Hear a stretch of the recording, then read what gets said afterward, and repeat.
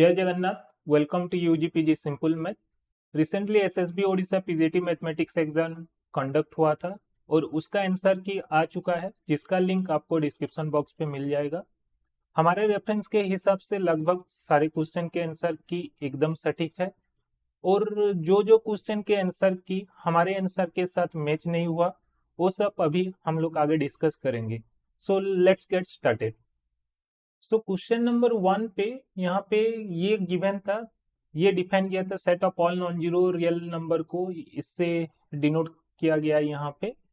सो are बार से denote किया गया है, और यहाँ पे एक बाइनरी ऑपरेशन गिवन है जो डिफाइन किया गया था। सो एक्स स्टार वाई को यहाँ पे गिवन है, डिफाइन किया गया है mod of x into y. So देखते हैं यहाँ से कौन कौन सा स्टेटमेंट ट्रू है। यहाँ पे पूछा गया कि कौन कौन सा स्टेटमेंट यहाँ पे ट्रू है। So first statement star is not a binary operation on R tilde. So यहाँ पे देख सकते हैं ये एक सिंस यहाँ पे हम लोग क्या कर रहे हैं, यहाँ पे मल्टीप्लाई कर रहे हैं, राइट। एंड मल्टीप्लीकेशन क्या होता है, हमेशा एक बाइनरी ऑपरेशन होता है। सो क्लियरली एक बाइनरी ऑपरेशन है और मल्टीप्लीकेशन हमेशा एसोसिएटिव होता है। सो दैट मीन्स यहाँ पे गिवन है not binary operation, that means this is a false statement. यहाँ पे गिवन है नॉट एसोसिएटिव, सो ये तो एसोसिएटिव होता है मल्टीप्लीकेशन हमेशा। सो बस दो ही चीज चेक करना है, यहाँ पे आइडेंटिटी एलिमेंट एग्जिस्ट कर रहा है नहीं कर रहा है, यहाँ पे इनवर्स एग्जिस्ट कर रहा है कि नहीं कर रहा है, ये हम लोग चेक कर सकते हैं। सो मान लेते हैं ई एक नॉन जीरो रियल नंबर है जो आइडेंटिटी एलिमेंट है with respect to star. So identity element का मीनिंग क्या है, कोई भी मैं एक रियल नंबर ले रहा हूँ for any real number X, X star E equal to X, that equal to E star X होना चाहिए, राइट।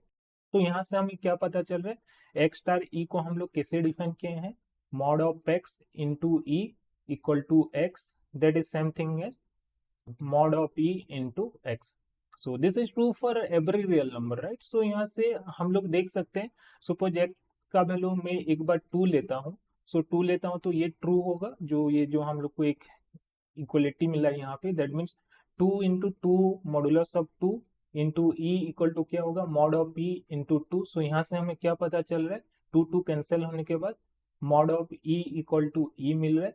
सो एक्स का वैल्यू सिमिलरली मैं -2 लूंगा तो यहाँ से मुझे क्या मिल रहा है, यहाँ से -2 modulus e equal to modulus of 2 into -2। So यहाँ से हमें क्या मिल रहा है, modulus of e equal to minus of e मिल रहा है।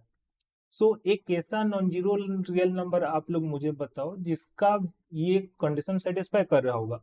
दैट मीन्स व्हाट, एक non zero real number modulus of mod of e equal to e हो रहा होगा, mod of e equal to minus e हो रहा होगा। एक ही रियल नंबर है that equal to 0, but here we are considering set of all non-zero real number, right? So that means what, यहाँ से हमें क्या पता चल रहा है कि आइडेंटिटी एलिमेंट एग्जिस्ट नहीं करेगा।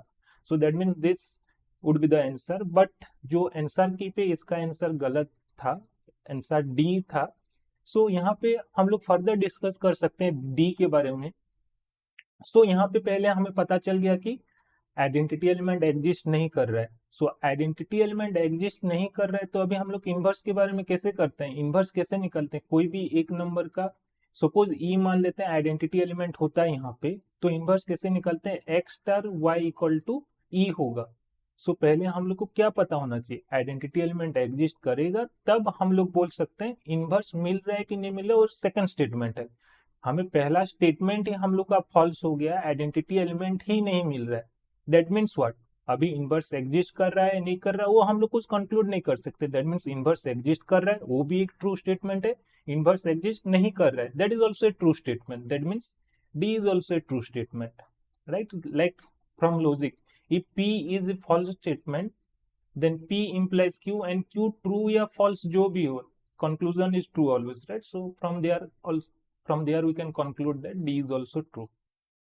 क्वेश्चन नंबर 70 पे थोड़ा सा इशू है, जहां पे आंसर की गलत है, जहां पे इसका आंसर देख सकते हैं हम लोग, अभी क्यों गलत है आप लोग को पता चल जाएगा बहुत जल्दी। सो यहाँ पे हमें करेक्ट स्टेटमेंट यहाँ से चूज करना है। सो आर अवर आर का डायमेंशन 2 होता है, so if F is any field then dimension of F over F क्या होता है, that is always 1, right. So यहाँ पे आर ओवर आर एक फील्ड है, आर ओवर आर का डायमेंशन कितना होता है, 1 होता है। सो ये फॉल्स स्टेटमेंट है। सिमिलरली सी ओवर आर का डायमेंशन 2 होता है, बिकॉज वहां पे जनरेटिंग एलिमेंट और बेसिस एलिमेंट 1 एंड आई होते हैं। Over are. सो यहाँ पे 1 है, सो ये भी एक फॉल्स स्टेटमेंट है। C over C, now C is a field, so F over F का डायमेंशन 1 होता है, so C is a true statement यहाँ पे। एंड सी ओवर आर का डायमेंशन होगा, सी ओवर आर का 2 होता है, तो सी स्क्वायर ओवर आर का 4 हो जाएगा उसका डायमेंशन, बट यहाँ पे 1 है, so this is also a wrong statement. So but इसका आंसर की पे आंसर डी था, सो जिसका आंसर सी होगा। आप लोग ये आंसर को चैलेंज कर सकते हो। फिर भी अगर आपको किसी भी क्वेश्चन को बोर्ड के आंसर की के अगेंस्ट चैलेंज करना चाहते हैं, तो उससे पहले आपका आंसर हमारे साथ साझा कर सकते हैं। संपर्क करने के लिए डिस्क्रिप्शन में दिए गए इंस्टाग्राम आईडी में जाके डीएम करें। अगर आप कंप्लीट आंसर डिस्कशन चाहते हैं तो इस वीडियो पे 500 लाइक पहुंचा दो। Thank you for watching. जय जगन्नाथ।